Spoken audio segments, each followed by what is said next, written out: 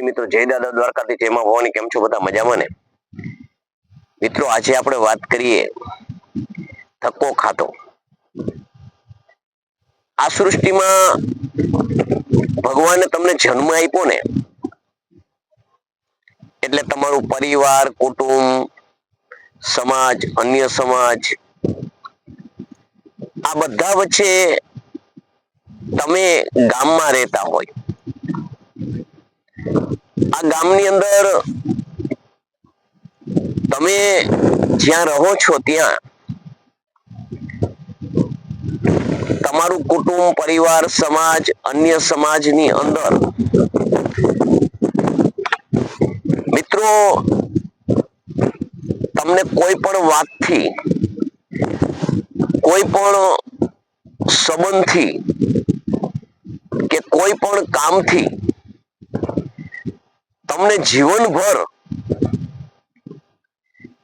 ગામની અંદર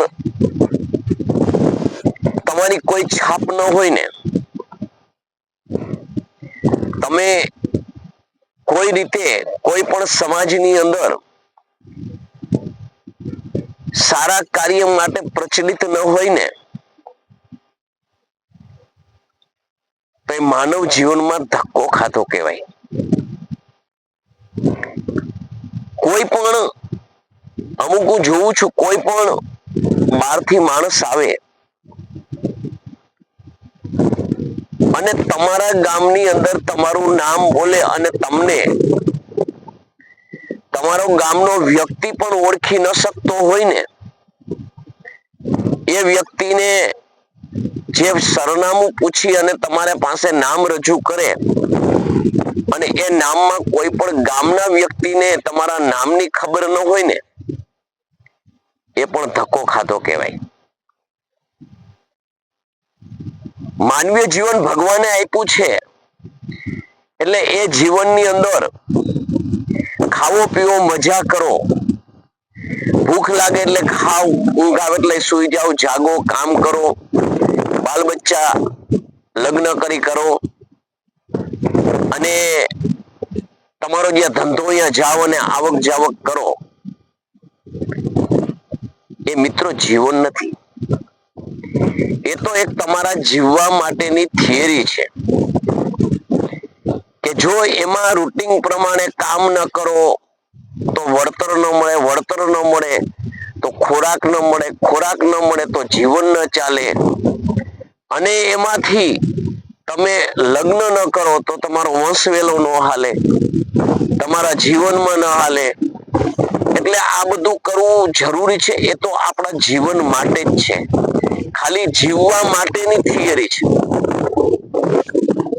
પરંતુ તમે જે આવ્યા છો એમાં તમારા જીવન નિર્વાહ કરતા અમુક સમય કાઢી અને આ સમાજ માટે અન્ય સમાજ માટે કોઈ પણ સારા કાર્ય માટે તમે તમારું જીવન ઘસી ન શકો, એમાં તમે રુચિ ન રાખતા હોય, એવું કોઈ કાર્ય ન કરતા હોય અને તમે ફક્ત તમે તમારું પોતીકું જે કદાચ ને સામાન્ય પટ્ટાવાળાથી પાયલોટ સુધી ના હોય, આઈએસઆઈ અધિકારી હોય, છતાં એ જીવન તમારું ધક્કો છે.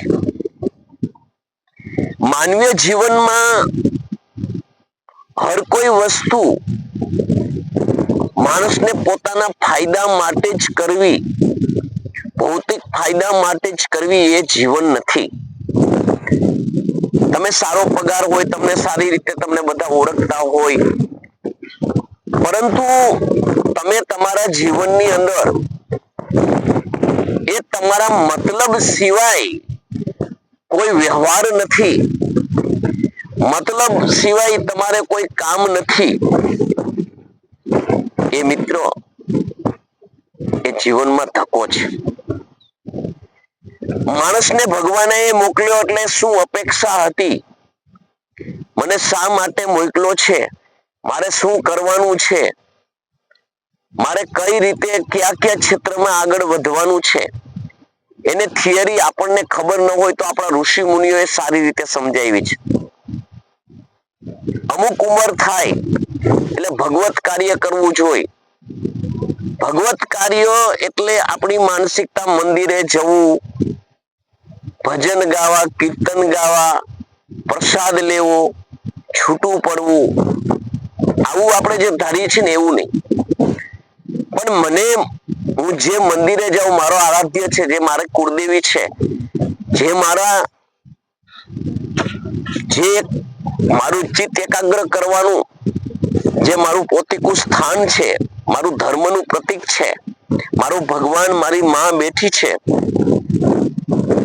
એના જીવનની અંદર હું ડોકિયું કરું કે મારે શું કરવું જોઈએ. મારે પરમાર્થ માટે જે મારા પૂર્વજોએ કર્યું છે અને એથી જ મારા કુળદેવી કુળદેવતાએ મને સહાય કરી છે. મારે પરોપકાર્ય કોઈ કરવું જોઈએ, મારે બીજાને મદદરૂપ થવું જોઈએ. મારી બુદ્ધિ, મારી શક્તિ, મારી જે આવડત છે એ પ્રભુના ચરણે ધરવા માટે મારે પ્રત્યક્ષ માનવ, ગમે તે સમાજનો હોય, મારો ભાઈ છે એવું જાણી અને મારે એને મદદરૂપ થવું જોઈએ. મારી બુદ્ધિ મને કામ આવે એટલી સીમિત નથી. મારી બુદ્ધિ ઉપર બધાનો હક છે. મારી વિત્ત શક્તિ વધારેની છે, એમાં બધાનો હક છે. તો મારે મારી વિત્ત શક્તિ યોગ્ય રસ્તે માનવ વિકાસ માટે વાપરવી જોઈએ. આ આપણા ધર્મ છે.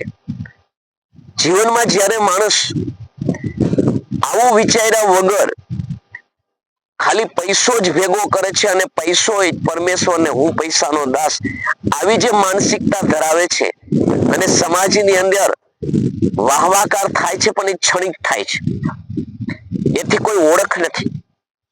પણ મારું કંઈક છે એ બીજાને ઉપયોગી આવે એવું પૂજ્ય દાદાજી અમને આપણા સ્વાધ્યાય કેન્દ્રની અંદર સમજાવે છે.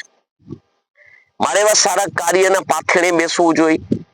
મારે મારા જીવનનું ઘડતર થયું અને મારા જીવનમાં કંઈ મને ફાયદો થયો, એવો ફાયદો બીજાને થાય એ માટે મારે બીજા પાસે બેસી અને પોતીકો બનાવવો જોઈએ. મારું જે કંઈ છે એ આવડક મારી એક દિવસ વાપરું કે ન વાપરું, મારે અહીંથી જવાનું છે તો એ બધું અહીં ને અહીં રહેવાનું છે. માટે મને ભગવાને જે શ્વાસોશ્વાસ આપ્યા છે, ભગવાને મને મન અને બુદ્ધિ આપી છે, એનો મારે સદુપયોગ કરવો જોઈએ. આવું વિચારીને પ્રત્યક્ષ માણસ જ્યારે જીવનમાં કંઈ ને કંઈ, કોઈ હાથથી, કોઈ વૃત્તિથી, કોઈ બુદ્ધિથી, આવી રીતે જે કંઈ આપણા જીવનમાં કોઈને ફાયદારૂપ થતા હોય, એવી રીતે જ્યારે આપણે થાય અને એમાં જે આપણે પ્રચલિત થાય ને, તો એ આપણી ઓળખ છે. નહીતર આપણે ધક્કો જ ખાધો છે. તો જીવનમાં હંમેશા માટે મિત્રો યાદ રાખજો કે માનવીય જીવન છે ને, એમાં આપણે પુણ્ય અને પાપના બે પ્રકાર કહીએ છીએ ને, તો પુણ્ય ક્યાંથી થાય? તો તમારી જીભથી થાય, તમારા વિત્ત શક્તિથી થાય, તમારી આવડતથી થાય, તમારી બુદ્ધિથી થાય. અને આમ તમે કહેશો કે બુદ્ધિથી કઈ રીતે? તો આપણી પાસે ન હોય અને કોઈ એને મદદરૂપ થાય એવો હોય, એની પાસે લઈ જાઓ તો પણ એ તમારી ભક્તિ છે, એ તમારી ઓળખ છે, તમારા જીવનની પ્રભુ કાર્ય છે. એટલે જીવનમાં જે આપણે ભગવાને જે ખાસિયત આપી છે, એ ખાસિયત કેવળ આપણી રીતે ન વપરાતા, આપણા માટે ન વપરાતા, એ સર્વત્ર જીવ માત્ર માટે વપરાય ને તો એ સફળ છે, નહીતર એ બધો ધક્કો છે. તો મિત્રો, મારો આ વિડીયો તમને કેવો લાગ્યો એ કોમેન્ટ કરી જણાવજો. જય માતાજી, જય દાદા દ્વારકાથી, જય માં ભવાની.